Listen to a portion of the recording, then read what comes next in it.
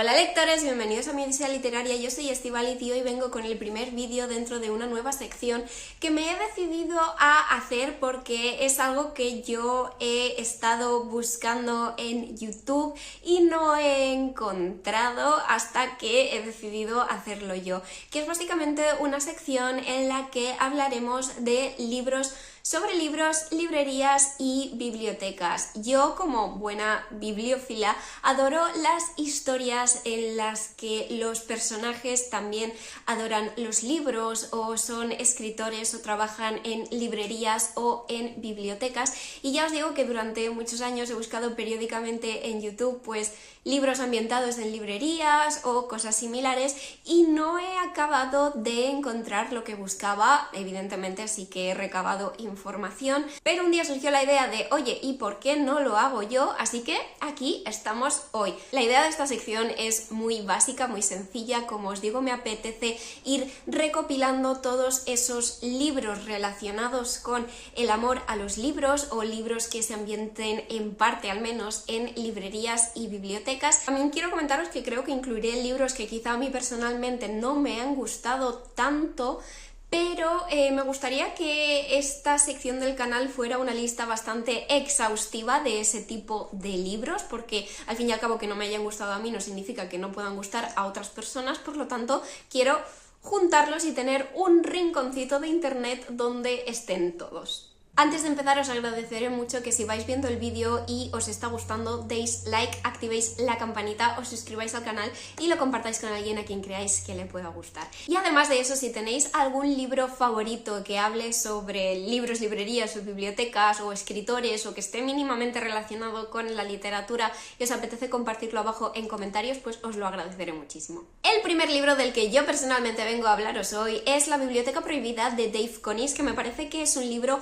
muy poco conocido y me da pena, aunque quizá en parte entiendo el motivo, porque reconozco que cuando tuve que leer este libro por motivos de trabajo no me hizo a priori demasiada ilusión, porque lo juzgué por la portada. Lo admito, soy humana y cometo errores como juzgar un libro por su portada. La verdad es que la cubierta no me atrajo demasiado y me esperaba una historia quizá un poquito tostón, pero me alegro mucho de que el libro me diera un tortazo en la cara con la máxima de nunca juzgues a un libro por su portada, porque la verdad es que al final lo disfruté bastante. Esta es la historia de Clara, que estudia en un instituto en el que el director ha decidido elaborar una lista negra de libros que están ahora prohibidos y que no van a seguir prestándose y no van a seguir estando presentes en la biblioteca del instituto. Esto a Clara la horroriza porque en esa lista negra hay unos cuantos libros que a ella la han marcado muchísimo, de modo que decide embarcarse en un proyecto secreto y dentro de su taquilla inicia una biblioteca clandestina en la que ella misma presta esos libros que ahora están en la lista negra del instituto. Como os digo, es una historia que consiguió sorprenderme por lo mucho que me entretuvo y básicamente me gustó porque es una oda a los libros. Nos invita a reflexionar sobre qué significan los libros para nosotros, si para todo el mundo tienen que significar lo mismo. También nos invita a reflexionar sobre si hay libros que deberían estar prohibidos o si todo el mundo merece la libertad de poder elegir qué lee y qué saca de esa lectura. Además, la narración se me hizo muy amena porque está aderezada aquí y allá con referencias a obras clásicas, ya no solo de la literatura clásica universal, por decirlo de alguna manera, sino con clásicos más recientes, pero que realmente yo creo que hay que considerar los clásicos ya, como Los Juegos del Hambre o Las Ventajas de Ser un Marginado, y la verdad es que me gustó mucho ir identificándolas a medida que el autor colaba esas referencias en el discurso. Es cierto que quizá la trama tenga un par de puntos flojos, es un pelín predecible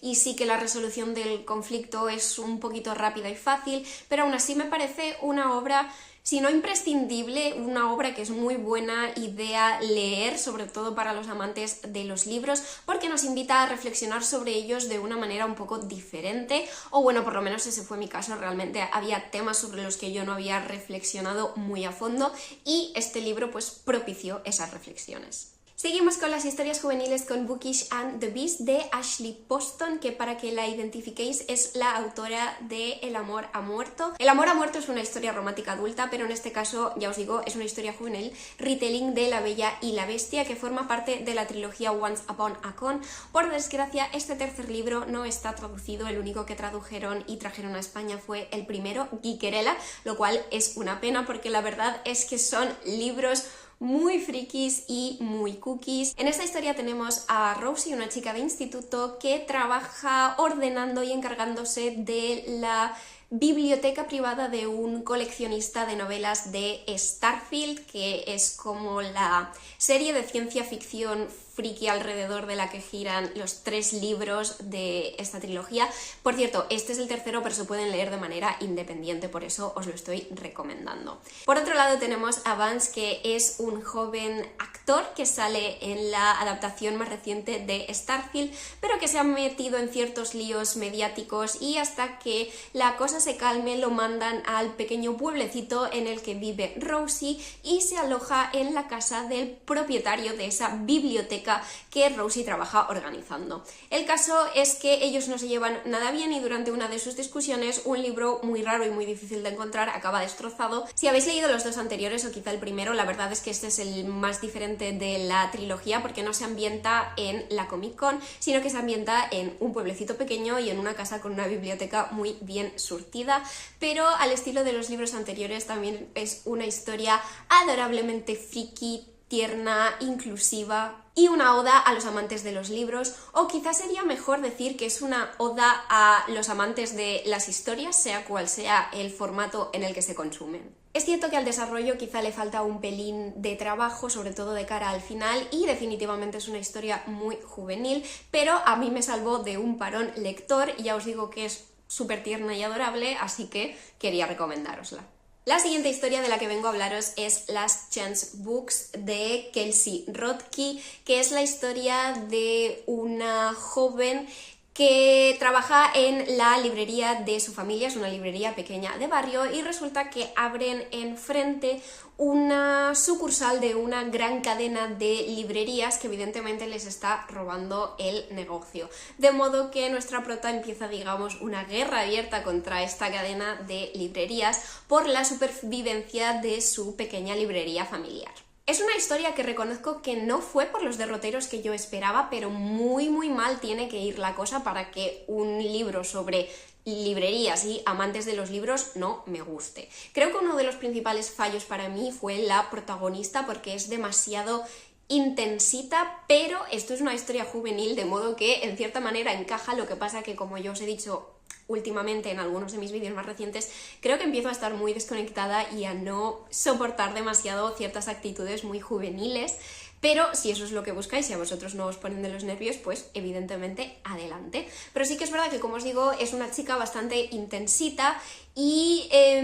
un poco cerrada de miras, en el sentido de que su opinión es la única válida y la única que cuenta, y no es capaz de ver o de intentar entender las perspectivas de otras personas. Por otro lado, la protagonista también tiene cierta gordofobia internalizada, pero hacia sí misma, es decir, ella tiene estos pensamientos intrusivos sobre su cuerpo y ella misma sabe que no están bien y que no es verdad lo que piensa, de modo que intenta hacerlos a un lado, lo cual guay, pero sí que es verdad que creo que este tema podría haberse trabajado un poquito más a fondo. Por otro lado, Jasper, que es el hijo de la familia que regenta esta cadena de librerías, me ha parecido un personaje absolutamente adorable, muy cookie, muy tierno, y el novio que toda adolescente querría tener. Por otro lado, también se trata del interesante tema de los padres ausentes y los sentimientos conflictivos que se pueden despertar en los hijos cuando estos padres vuelven de repente a sus vidas y creen que tienen derecho a ejercer de padres pese a haber estado ausentes durante tantísimos años. Como os digo, es un tema muy interesante que, no obstante, quizá también podía haberse perfilado y tratado un poquito más a fondo, igual que el tema de la gordofobia. Quizá esa es un poco la sensación general que me dejó el libro, y es que tiene buenos elementos, pero se podían haber trabajado un poquito más. No obstante, pese a que la primera mitad del libro sí que me costó un poco más, porque ya os digo que la prota se nos pone muy intensa con lo que es la guerra de librerías, la segunda mitad para mí fluyó mucho mejor porque, bueno, la trama va evolucionando y los acontecimientos que suceden lo hicieron más agradable. Y ahora pasamos a las historias adultas y para empezar voy a hablaros brevemente de La biblioteca invisible de Genevieve Kauffman. Y digo brevemente porque la biblioteca realmente aquí no es un tema central de la historia, a pesar del título. En esta historia con tintes fantásticos nos encontramos con una biblioteca cuyos bibliotecarios se dedican a recopilar obras de ficción procedentes de diferentes realidades. Desde esta biblioteca los bibliotecarios pueden ir saltando de realidad paralela en realidad paralela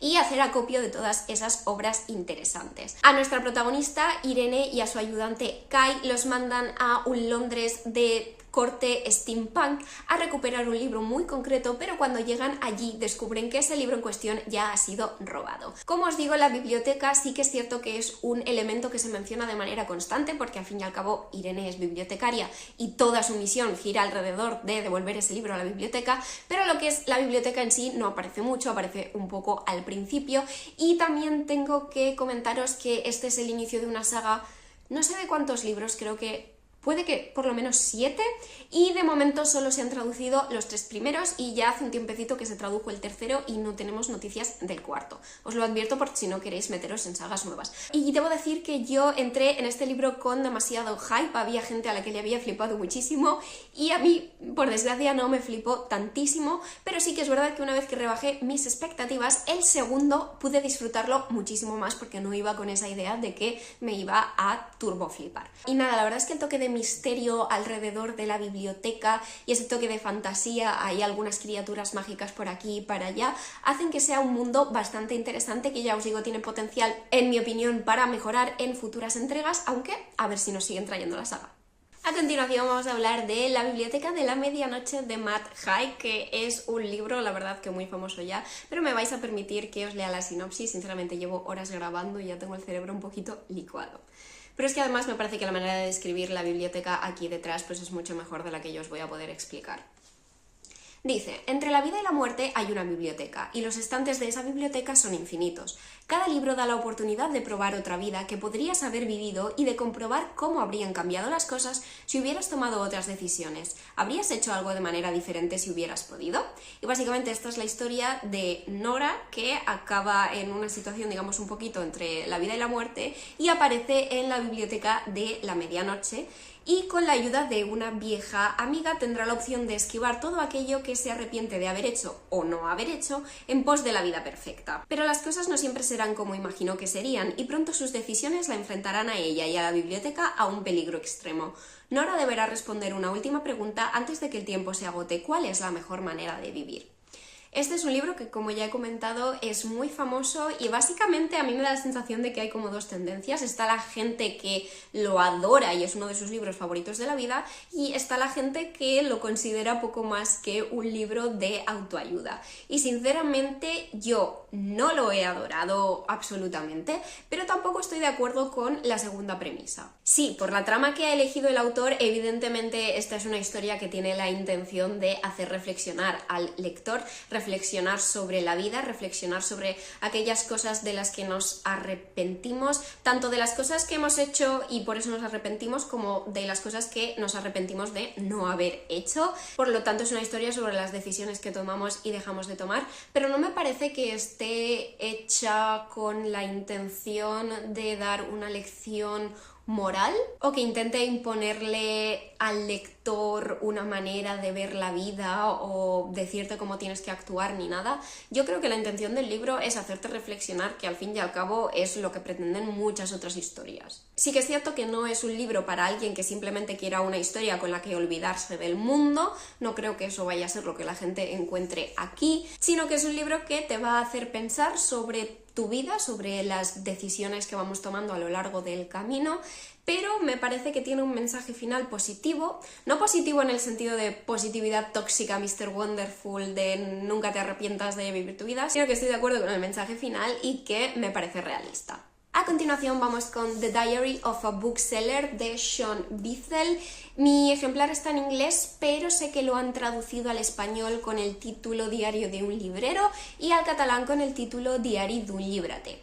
Voy a seros completamente sincera, y es que yo me compré este libro absolutamente por la portada. Lo había visto en Instagram y unas vacaciones que estaba de viaje en Londres me fui a Waterstones y pregunté por él y me sorprendió muchísimo cuando me dijeron que estaba en la sección de biografías. La verdad es que yo no sabía que esto se trataba de la autobiografía del autor, pero me dio bastante igual cuando me enteré, porque como amante de los libros y alguien que muchas veces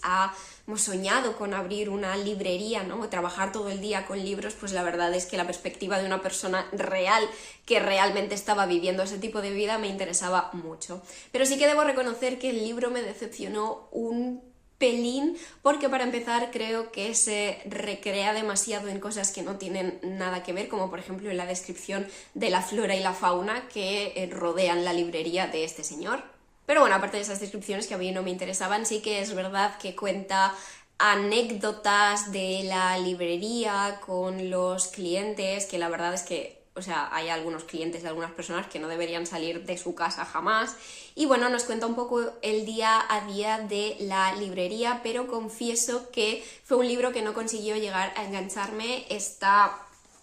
contado en formato diario, ¿vale? Cada día te cuenta pues qué ha pasado, qué libros ha vendido, que ha ido a visitar la colección privada de una persona que ha muerto para ver qué cosas le interesaba tener en la librería o no. Y sí que es cierto que es interesante ver el día a día de un librero, pero por otro lado el libro también me pareció un poquitín plano y no demasiado interesante, lo cual creo que en parte ayuda a no romantizar en exceso la vida como librero, la vida en una librería, lo cual es positivo porque me parece que muchos amantes de los libros romantizamos en exceso esa profesión. Y sí que es cierto que también ofrece reflexiones muy interesantes sobre cómo ha cambiado Amazon el mercado de la venta de libros, y es algo que, bueno, pues a quienes compramos libros y como lectores es un tema sobre el que deberíamos reflexionar y tener en cuenta las cosas y cómo afectan a todos los engranajes del sector del libro. Por si os interesa, os he comentado que es la autobiografía del autor, de Shaun Beathel, y su librería es The Bookshop in Wigtown. Por si os interesa, creo que se puede visitar, y de hecho a raíz de este libro y alguno más que también ha sacado, creo que sacó uno sobre conversaciones con los clientes, etcétera, ha ganado cierta fama. Y he dejado para el final mis dos favoritos de este vídeo. Empezamos con La librería del señor Livingstone, de Mónica Gutiérrez. Esta es una historia feel good que nos habla de Agnes, una arqueóloga española que se muda a Londres en busca de trabajo, cosa que no encuentra, y un día de lluvia se refugia en la librería Moonlight Books, si no recuerdo mal, que es la librería que lleva el señor Edward Livingstone, que está buscando una ayudante. Y antes de que Agnes acabe de secarse y se acabe la taza de té que le ha ofrecido Edward, está decidido que ella será su próxima ayudante. Y básicamente es un libro que nos cuenta también el día a día de los personajes en esta librería, de sus clientes habituales, etc. Como os digo, es una historia feel good que el mismo libro se encarga de explicar qué son. Son historias que no tienen una trama muy compleja, sino que se centran mucho más en los personajes y en cómo se entrelazan sus vidas y en el día a día, de modo que eso es lo que tenemos aquí. Y sinceramente, o sea, este libro además lo leí en el momento en el que más falta me hacía, un momento en el que yo estaba perdida en el estrés y la ansiedad y el agobio, y bueno, en mi época de burnout básicamente, y con este libro conseguí relajarme, transportarme a Londres. Estaba yo tomando una taza de té calentita dentro de la librería mientras al otro lado de las ventanas nevaba, y mantenía conversaciones sobre libros plagadas de referencias a Peter Pan. No sé, es que este es un libro que mientras lo estaba leyendo yo pensaba, es que lo han escrito para mí. O sea, este libro tiene todo lo que a mí me gusta y apela a partes de mi personalidad y de mis gustos, que es increíble cuántas cosas de esas consigue reunir un libro escrito por otra persona. Y por sacarle un fallito os diré que quizá el final es demasiado apresurado, pero a mí esta historia me ha calado muy hondo. Sí, es lenta, es reflexiva, pero definitivamente también es una oda a todas aquellas personas que amamos los libros y las historias por encima de casi cualquier otra cosa. Y por último, pero definitivamente no menos importante, porque este también es uno de mis nuevos libros favoritos de la vida, tenemos La biblioteca de los sueños imposibles de Lynn Rina. Esta es la historia de Annie Mant, que es una joven de familia acomodada cuya madre quiere casarla sí o sí, y eso es algo que a ella no le interesa nada. De modo que consigue que su tío la contrate para trabajar como ayudante en la biblioteca de la universidad en la que da clases su tío. El problema es que su jefe, el bibliotecario, es un hombre bastante gruñón y a quien los ayudantes no le duran más de un par de semanas, pero Annie Mant está decidida a hacer que funcione, quiere quedarse en Londres y se está esforzando mucho en su nuevo trabajo. Annie Mant, o Annie, es un personaje que me ha encantado porque es un personaje muy real. Como personaje real tiene muchos defectos, pero creo que se van tratando a lo largo del libro y el crecimiento personal de Annie es enorme, evoluciona un montón, madura un montón también gracias a enfrentarse a su primer trabajo, pero también a enfrentarse a situaciones de la vida con las que no se había topado antes, porque en Londres entra en contacto con lo difícil que es la vida de una mujer, sobre todo de una mujer trabajadora en aquella época, entra en contacto con la pobreza, con el antisemitismo y no sé, de verdad que es una historia con un montón de temas, pero se llevan todos de una manera increíble. Me ha gustado cómo se desarrolla absolutamente todo. También la relación romántica, porque evidentemente cuando os he mencionado al bibliotecario gruñón seguro que os estabais imaginando ya por dónde iban a ir los tiros con Annie. Es una relación que se desarrolla muy a fuego lento, pero por Dios, os juro que yo estaba leyendo y estaba sintiendo mariposas en el estómago de una manera súper intensa que la mayoría de historias no consiguen provocarme. Es que me ponía nerviosa con las escenas y con los pequeños avances y...